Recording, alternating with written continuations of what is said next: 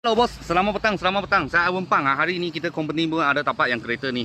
Tahun 2012. Nissan Navara 2.5 manual. Ini manual.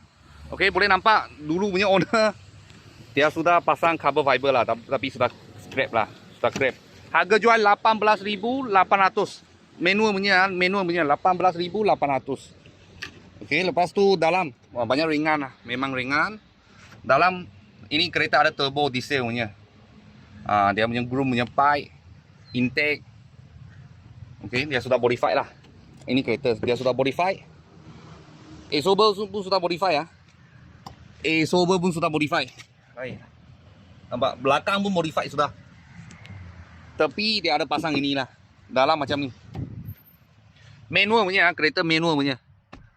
Lepas tu sound stream, Android player. Dalam macam ni. Ini kereta boleh bawa barang lah, boleh bawa barang. Lepas tu ada canvas lagi. Harga jual harga cash 18,800. Belakang macam ni. Bawah punya pun modify sudah. Ada sikit barang lah, ada. Okay. Sebab saya pun tak pandai main. Selalu saya ada tengok. Semua pun sudah modify. Tahun 2012 tahun 2012 Nissan Navara. Harga jual 18,800, 2.5 manual. Kalau bos-bos dan kawan-kawan siapa tengah cari satu 4x4. Tapi saya rasa ini 4x2 lah. Sebab saya tengok dia manual gear, tak ada 4 wheel gear. Kita sini ada sebiji 18,800.